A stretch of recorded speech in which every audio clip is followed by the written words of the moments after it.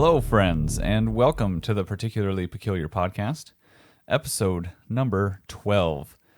In this episode, we will be covering Stonehenge. Who built it? How the heck did they build it? And what crazy things did they use it for? My name's Christian. My name's Taylor. And we are your hosts. We are here to talk about all things strange, unusual, and just plain peculiar. And to all of our repeat listeners, welcome, peculiar people. And to those listening for the first time, the peculiar people, welcome you. Today is the 3rd of July as we're recording this, and it is a beautiful night. And we have neighbors about a quarter mile away. We live out in the country. They are just blasting off the fireworks. Yes. Right now. So if you hear some loud banging noises, that's all that is. And they got a lot. Yeah, they've been lighting them off for the past 2 hours. Yeah. Pretty much nonstop. It's been a great show. It really has. They have a lot of good ones. We can see it straight out of our living room window. Yeah. So it's been nice for us. Right. And we only got a little bit of fireworks, so that's nice that, they spent all the money and they can, light them off and we can just watch. It's like our own personal firework display. That's right. Well, before we get into today's really interesting topic, I found a couple things on the web to talk about before Okay, Grandpa. on the interweb. The interwebs. And pretty, I don't know, interesting, mostly just kind of funny things. The last one I brought was a little Dark. yeah. So what I found was a funny story, and I was telling you about this before we started recording. That's me, Taylor. Yeah, Taylor. And you had said that you had heard about this, and it's pretty funny but weird. That apparently there was a man who was dressed as an old woman in a wheelchair who threw a piece of cake at the Mona Lisa Yes. and was inevitably detained and taken off of the property, shouting something about like the planet and the environment. Oh, I didn't know he was like shouting something wild. That makes it way weird, like way more weird. Yeah, so he was, as they were pulling him out, he was saying, "Think of the earth. There are people who are destroying the earth. Think about it. Artists tell you, think of the earth. That's why I did this," he says. So was he just doing it as like he knew that if he destroyed or whatever messed with the Mona Lisa, he would be like rushed essentially, and then he could shout his like. Okay, Mm-hmm. I thought it was like something to do with the Mona Lisa, like think of the earth, like this artist was whatever. Right. No, yeah, I think he did it as an act to get publicity and Right. then say, to protect the earth. I mean, great idea, but also no one actually knew. Well, I didn't know. I didn't see it anywhere what he actually said. And I don't think they're really going to listen to that. Well, I mean, it's out there now. It's out there. But obviously most people just hear the guy dressed as an old lady in a wheelchair throws cake at Mona Lisa. Yeah. And that's it. Which I didn't know this, but they have it surrounded in glass. Yes. Which makes sense. And it's said that they did that in the 1950s because it was damaged due to an acid attack. Which is so weird. Like, why do you want to destroy this painting, this piece of art? That's kind of a strange thing to me, is like, why do people find it necessary to, deface Right. something like that? Mm-hmm. Yeah, I don't know. And Like, just to draw attention to themselves, like this guy? Right. Must be. Yeah, it's hard to say. Yeah. Which, fun fact about the Mona Lisa is that it was painted by Leonardo da Vinci between 1503 and 1519. So it's an old ass painting. That is an old ass painting. Okay. The cheeks. Terrible. So the other story that I found, kind of interesting. I know I'm not really playing it up there, but So there was this stone tablet, a marble slab, they say, that was had been kept in storage as a piece of archaeology. And when they have now decoded what it says, and they found out that it's a yearbook. Which So what does it say for them to determine that it's a yearbook? Is Um, there pictures? Is there school pictures in there? yeah, so it says on there, it lists names, and then it says that they were graduates of a military training class. I think that's really interesting. Like, I almost feel like we forget that all this documented history is somewhere that we have not found. You know Yeah. what I mean? Like, there's stuff out there like that that's not found yet, hasn't been dug up yet, Right. or has been destroyed in the past, or just hasn't been translated yet. Like, it's Could amazing. could you imagine being the person to find something like this? I mean, you're absolutely amazed, and imagine it's even your first archaeological find. You take it back to the lab or wherever, back to the research center, and you find out that it's a yearbook. I mean, I hope they weren't thinking that it was like some secret code to unlock the power of the ancients. Well, even if they did think that, they never knew what it was because it's been in storage for 130 Right. years. Yeah. So, really just a pretty interesting find. And the tablet itself is 2,000 years old. So, it's pretty cool that they were doing that even back then. And they said that not all the names were just full names. Some of them were like nicknames, like shortened versions of regular Greek names. So, let's get into the thickness of today's topic. Speaking of thick, Two C's. we're talking about thick stones. Thick stones. They are big, thick stones. And aligned in a circle. Shout out to 30 Dirty and Dying. They hit us up, said they actually were just discussing Stonehenge in their last topic and were woefully uninformed. And so if you're listening, here's all that information. I compiled it just for you. Shots fired. Shots fired. Yeah, that was a good episode. Go check them out Yeah, when they're you're great. when you're done with this completed episode. That's right. On the Salisbury Plain in Wiltshire, England, rests a prehistoric monument built some 5,000 years ago during the Neolithic era. A huge arrangement of massive stones, known as Stonehenge, has captivated all who have come across it.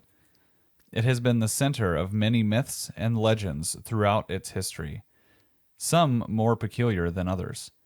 The construction of this British icon is estimated to have taken a staggering 1,000 years, between the years 3000 and 2000 BC. So I never really knew that it took that long to build. I mean, I would imagine it would take quite a long time because they're huge stones, but 1,000 years they were working on this thing. And Right. it was built in several different phases. Which is also then like who and why. Because, who would commit to doing that over 1,000 years? That's obviously not one artist, that's Oh, yeah, putting up that's- It's many, many generations. of course. Many. Unless it was like a vampire or something. Right. Or an alien. Oh, God. I'm getting ahead of ahead of myself. Sorry. The monument, at its completion around 2000 BC, is believed to have contained nearly 80 sarsen stones weighing up to 50 tons apiece, as well as around 45 smaller spotted dolerite stones, known as the blue stones, which were transported from nearly 120 miles to the west in the Priscilli Hills. So it's not like they were all just laying there and they just figured out how to like stand them up. Right. A lot of them came from pretty far away. Yeah.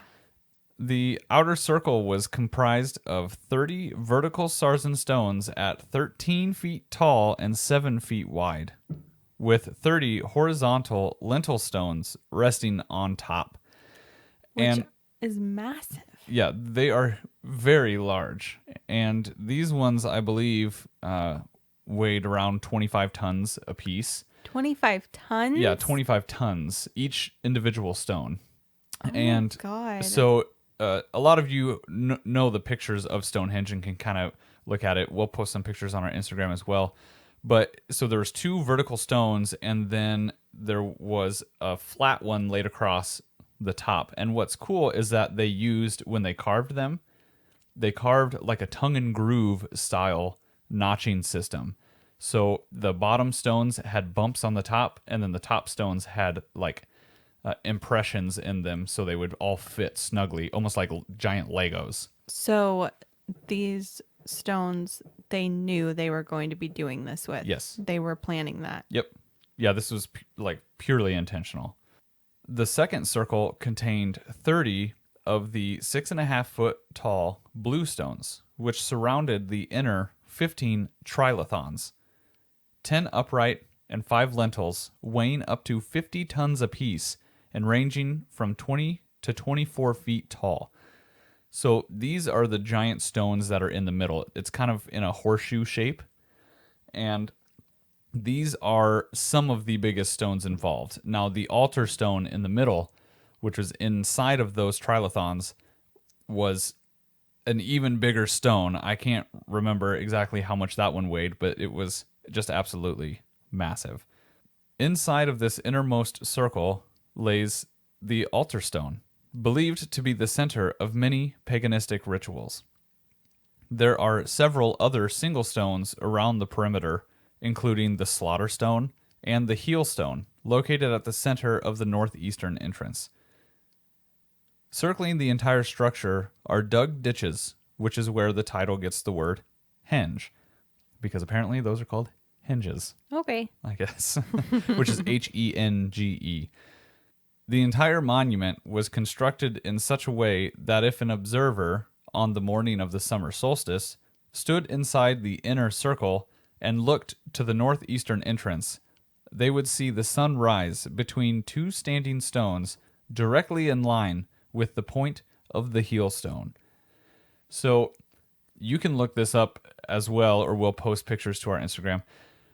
The sunrise on the summer solstice, the morning of, when it rises, if you're staring directly to the northeast, which they put the entrance right there, Right.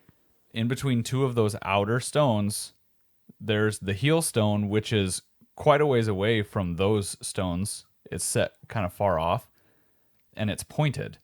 Well, the sun comes up directly, like, through that point of that rock, straight up through. And, I mean, the way that they were able to do this is, I mean, it's incredible, because the sun moves where it rises from on the horizon all throughout the year. Right. So only on that day does it rise, from that specific point. And think about how exact you would have to be for that to work. Because they only have one day A year. a year to Yeah. get that right. So, like, Yeah. was that just made last? And if that was made last, how did they figure where the rest were going to go? And, like, that's just wild. Yeah, the construction of this, I mean, was to the precision of like what we think of with the pyramids. The Yeah. way that everything was constructed so perfectly. And what we see is ruinous, but they have depictions of what they imagine it looked like when it was first completed. I mean, and it's an incredible piece of work. Yeah. And I mean, it's still, I mean, it is now even. yeah, it's still amazing. And Yeah. there's just a lot of it has fallen over, but you can still picture, just looking at what it is now, how it probably was. Right. Yeah, it's really pretty cool. The civilization that constructed Stonehenge left no written record about how or why the site was ever constructed. That they know of. Yeah, I mean, there could be something either buried somewhere or just Anywhere. which it could be on another location, which I'll get to here in a second. So, yeah, they left no written record about how or why the site was constructed, leaving many to speculate about the answers to those questions. As far as how it was built, it's really difficult to imagine exactly by what means this feat was possible. I had mentioned earlier that some of these stones were transported nearly 120 miles from their original location, which is wild. Especially if they're 25 tons. These ones were smaller. Okay. These ones were These six were and a half 15 foot. tons. Honestly, I don't remember. I must not have wrote that down. I'll figure it out. But honestly, so these were 6.5 feet tall, and like they're a little smaller. They're still heavy as all get out. Yeah, But seriously. right. So these bluestones found at Stonehenge can only be found naturally in the Priscilli Hills, which is over 100 miles west of the building site of Stonehenge. And one theory as to how they got there is that they fashioned rollers out of logs and rolled the stones to the coast, put them on rafts, floated them along the Welsh coast to the River Avon, and then worked their way up the river towards Salisbury Plain. Yeah, that seems like quite a lot of work to put some rocks. Hey, they had 1,000 years. Hell, I don't know. So, and I mean, it's crazy. And so I got a lot of this information from YouTube. The History Channel has a short, like 4-minute video about it. And they have like a little map where it shows their estimated route of travel to get these stones there. And it is wild. I mean, to think about how long that even took, because there was, what did they say? There was about 45 of them on site, and some estimate as many as 80 were on site at Stonehenge. So to get 80 of them there, I mean, they had 1,000 years, but whoa. So they were dedicated. So the next question is, why these stones? Why did they have to have these stones and not ones that were closer? Well, I also wonder, was there like no history that you found of like any sort of flooding or anything like that that could have gotten them over there? No. I mean, I wouldn't imagine they would carry all those rocks, over there, but Right. I didn't see anything like that, and I would imagine that some of It these would be out researchers there, would yeah. say, if there was a known flood, if there was known flooding at the time, or roundabouts. But that is a possible explanation. So yeah, why these stones, these specific ones? Well, it is thought that the same exact blue stones located at Stonehenge were originally part of another stone circle that was located at the Priscilli Hills. So what they're saying is that where these stones are naturally located, these people had already made a stone circle there, because there are impressions in the ground at Priscilli that are nearly identical to some of the stones that are at Stonehenge. They've like measured the bottoms of these stones and everything and compared them to the impressions that are at the grounds over at Priscilli Hills, and they say they match up, 99.9%, nearly identical. So it's thought that they had a stone circle already that was sacred to them, and that's why they needed these specific stones. So they took whatever means necessary to get them there. that's just so odd. Yeah. Like, why the move? First of all. Yeah, I can't exactly remember why they had to move, but it is believed that civilization once resided in that location and then moved east. Right. And that's why they brought them with. Which that would make sense if that was like their thing of worship or something like that. I feel like there was some sort of civil unrest maybe in the that would make area, sense. and they left.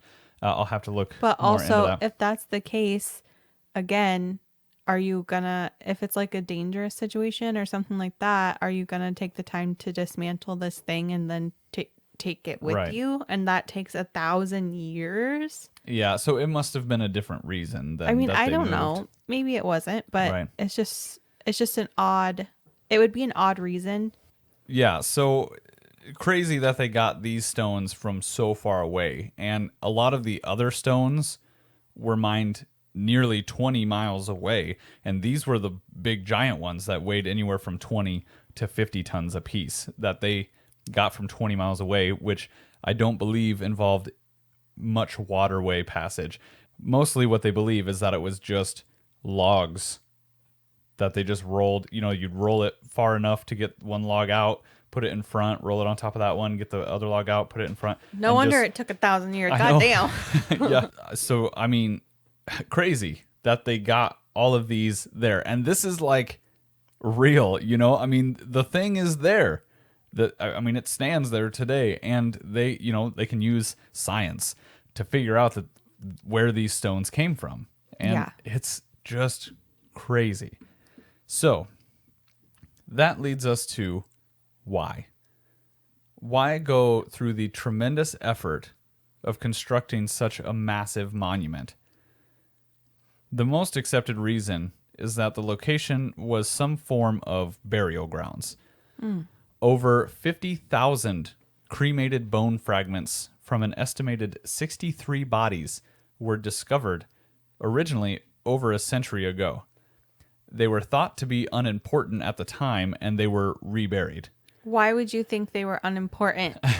Right. Why the hell would you think that? I think so. When they found them, which I said was over a century ago, they were looking for something else. They were just like, oh, it's just bones. Like, we'll just put them back. But it's just human remains. But what they did is they buried them all like in the same location. So they were like, we'll look at these later, I literally, you guys, I had my forehead in my hands and I'm like rubbing my eyes. Like, if you need a visual, I'm just like, what the? They're like, oh, bones? Nah, we'll just put those over here. This can't give us a clue to anything at all. Right. What? So get it together, guys. Yeah. Jesus. So the original location where they found these bone fragments was underneath each one of these, what they call the Aubrey Circle. So on the very outside of Stonehenge as we see it today, there are impressions where stones used to be, but they're just not there anymore. And I'm not sure where they went to. Maybe they moved them to another location, just like they moved them from the one to here. Underneath these impressions, they found a cremated body buried under each one, all the way around the perimeter. So really, pretty interesting. So that's where they come up with this idea that it was a burial site. And some even think that maybe this location was maybe the end of like a funeral procession where the body was inevitably cremated and then buried there. So that, they trekked them out there on a whole procession and then took care of the body while they were there. So that to me seems very logical. So a lot of these theories don't have to be like individual. Like it doesn't have to be just one, There's right. a lot they of these can theories tie in together. Yeah, they could be used for many different things, especially since it's been around for so long. Other theories suggest that this was a place for celestial observation. Seen as the construction was almost obviously around the sun and the moon, this is the most believable, I think. They absolutely had this celestial knowledge. Yeah. And that's, why they built it the way they did. Obviously, because it lines up so well. Find it very hard to be a coincidence. Right. I agree. So this theory has many levels of belief to it, though. So some just stop with the passive observation of the skies. Others go much deeper. It has been thought that the site was actually a means of either communication or teleportation to other worlds and beings. There are people who believe this site was possibly either a super advanced piece of technology that they used to quickly transport across space, or some form of spacecraft landing pad. So it gets pretty wild, and some of the theories that you can find out there's even depictions of these, big technology centers that they think, these stones used to be like powered and have like this aura, and they could like, they would hone in to this like beam of light in the middle, So the pyramids actually were thought to be covered in like a sort of like a limestone or something. So it was like smooth. It was smooth, but they also thought that it like could, I don't know if that caused anything, but it was like it somehow generated power Yeah. within the pyramid.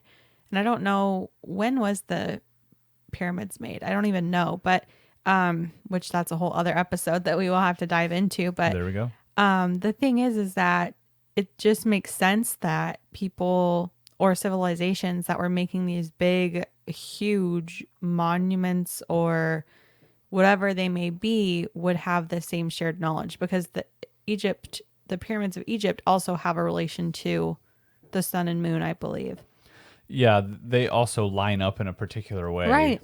So it's like, I feel like it had to have been common knowledge that for some reason we don't understand. Well, and the grand scale Yeah. of some of these things, when you go to the pyramids, the way that some of them line up, they're so far away, but you look like at an aerial view. Perfect. Yeah, you look at an aerial view of it and they line up with all this stuff. And there's no way they could have seen that, if they And kind of only guessed. They're like, Right. this might go here. Yeah, if they only had the technology that, most science believes that they had at the time, minus any extra help, It's impossible. there's no way they could have like actually known that. You just like step it out like 1, 2, 3, Roughly, like I don't roughly know. 70 feet and maybe like 2 toes. Yeah. Yeah, pretty wild. So it seems like a lot of these really ancient structures just points that direction Yeah. to aliens. Yeah. These theories were amplified when one day in 1996, a large crop circle in the field adjacent to the Stonehenge site was found. This specific crop circle is known as the Julia set. Oh, okay. And if Okay. if you look it up or go to our Instagram, we'll have pictures. It's a really pretty crop circle, I'm looking it up right now. I think. And the Julia set comes from some sort of mathematical calculation or like depiction of a calculation, something. I started to look into that, and then it was like incredibly complex. But the crop circle itself is really pretty cool. Did you know that Britain has like the most, or just the UK in general, has like the most crop circles ever? I did not know Like that. they are the highest rate of crop circles for some reason. Interesting. It is very interesting, but they have things like the Stonehenge and stuff. So it's like if that was there for some reason for aliens, maybe they are still communicating Yeah, that's what it seems like. in that way, Yeah, in that area. And this Julia set, like I said, just happened in 1996, so it's not even like it's all super old. Like they're still, No, yeah. still, if you believe in crop circles, that it's done by aliens and not like a hoax, I mean, some of then them they're still coming back. can't be explained otherwise. Yeah, Truthfully. and this one, like I said, is like pretty cool. So I think, to check that out. all crop circles are pretty cool. yeah, and there's other theories about the usage of Stonehenge.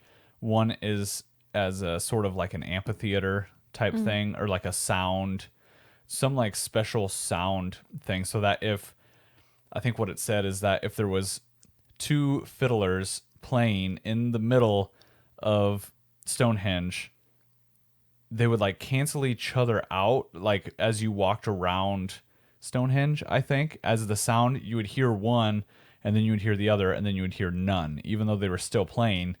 Weird. And you could see them playing, you wouldn't hear them just because of the way that it was constructed. The sound bounced off all of them, and I don't know. Okay, but something like was that. there even fiddles in the know. year of whatever, 1300 or whatever it was? Well, this was 2000 BC when it was completed. Oh, Um, 1300. but it was there in 1300. Well, yes. yes. I don't know how much was standing, But I mean, like, what were they doing in, if it was some sort of sound or like amphitheater thing, like, was there, I mean, if they're making this, I'm sure there was some sort of musical instruments. Right. But I guess I'm just thinking for figuring it out. I don't know if that would be a reason to build it. So what's cool is the music thing ties in a whole other way. So they used to have this event there called the Stonehenge Free Festival. And this was a festival that ran from 1974 and 1984 and took place in June, which is near the summer solstice. So this was kind of during the hippie movement. And they had another location that they were doing these free musical events. I mean, they're really just gatherings that there happens to be musicians playing at as well. Well, they were kicked out of that other location, so they started doing them in Stonehenge. And it was nearly 10 years that they were doing them every year until the event ended violently in what's known as the Battle of Beanfield. Yeah, not a, I mean, not great. We have bean fields all around our house. Yeah. So on June 1st, 1985, 1,300 police officers prevented around 600 travelers from setting up the festival. So when they arrived to set it up, it was 1,000? 1,300 police officers, it says. Stopped. Where did they find all these police? Like, were they all in the same Just force? all What the heck? in the surrounding areas. They rounded everybody up and they were like, we need to stop They were like, these take people. the day off from the other crimes that are going on, okay? Yeah, we need to stop these people who are setting up to play music Oh, gosh. and smoke the reefers. Not the weed. So a violent battle broke out between the two groups because obviously they still wanted to have the festival, and then there was just this big clash, and it ended up 537 of the attendees were arrested out of the 600. So nearly Jesus. everybody that showed up was arrested. And for what reason was this? They just didn't want them to do it, or what? Yeah. So the property changed hands many times. Well, it's now owned. It's now owned by the crown. So Okay, it's that like makes a sense. royal thing. I was gonna say, who the hell owned it before? Yeah. So it went through, I think, different conservative or not conservative. Conservators. It went through different conservation groups and things, and then so now it's owned by the crown, and it's closed off all the time. You can't go in it or anything. The only time they open it up is on the summer solstice, and they say that like 10,000 people show up on the summer solstice and go. I saw a picture of like it's essentially like a street or a road right by Stonehenge. It must have been on that day, and it's completely packed, and you can't even go on the grass. Yeah, it looked like just the road is full. Oh, right. I guess I don't know if they were like waiting to go in or something. Probably. Yeah, so you're allowed to touch the stones and everything on so that only is that like day. Why? That's weird. Well, they're worried about vandalism because they have experienced vandalism in the past, and they're really just trying to preserve it because it's so old and decrepit, and it also any of them could just fall over at any moment. Right, but I feel like it would almost pose more of a danger to have all these people going in at once. Instead of 10 people on a day, let's just do 10,000 in one day. Right. Like, what? Yeah. Also, like, do they only open it on the solstice because, like, I don't know, like the energy on the solstice of these people going in or whatever is, like, feeding the star gods? Right. I don't know. Could be something fucking weird like that. Could be. You never know. Or maybe that's what keeps the queen alive. Oh my God. We figured it out. That's her secret. That's the secret. She gets her energy from the summer solstice. 10,000 people gathered in Stonehenge, energy collected, beamed across the land, straight into her life. Okay, listen. If we were being monetized at all, we would probably just be demonetized right then. No, we would be Oh yeah.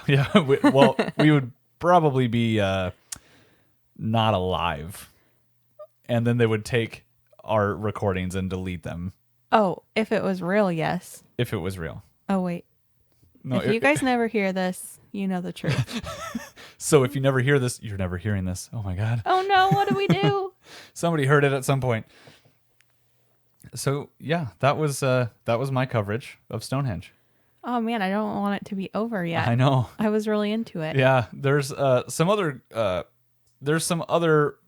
parts to it that I didn't really quite get into, like the neo-paganism movement that started. They wanted to start doing rituals there again, in this new age neo-paganistic community. They wanted to start reenacting rituals there, but they were denied.